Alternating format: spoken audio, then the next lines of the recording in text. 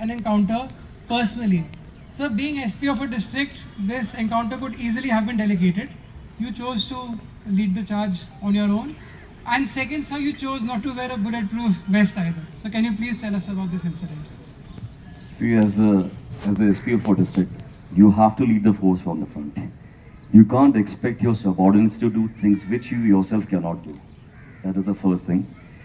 We are trained to lead our men, and of course, there was some information about Naxalites hiding in Begusara during that time, and there was a miscalculation on the part of my DSP who I had sent earlier.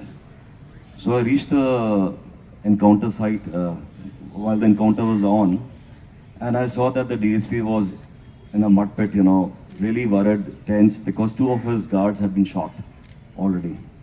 And I also didn't realize that I've entered the encounter site straight away because, Bihar में एक ज़माने में road बड़ी ख़राब होती थी, तो हम लोग गांव में पहले उतरते थे, पैदल जाते थे. Unfortunately, Bihar was at the cusp of development. So the local MLA, he had constructed a road. And my driver did not realize, he straight away drove into the encounter site. Ideally, I should have gotten down. And when I got down from the car, I faced a barrage of bullets. And I had a body protector, I had a bulletproof on. My bodyguards also had them on. But when we started crawling, they were very, very cumbersome. It was not possible for us to crawl. You must have seen our body protectors, bulletproof vests.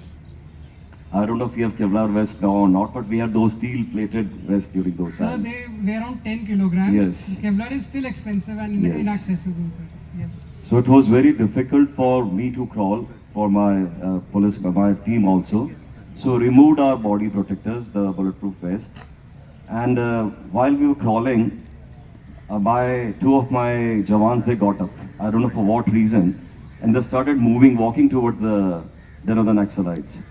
And at my stupid moment, I use this term stupid, though I won the President's Medal for Gallantry for this act. Yes. I thought that my Jawans will think that I'm a coward. I also got up.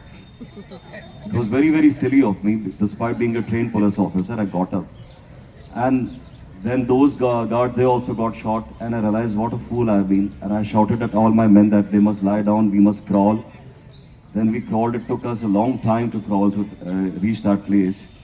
But it was a very, very frightening experience. Now I recall, because I made a number of mistakes in that encounter.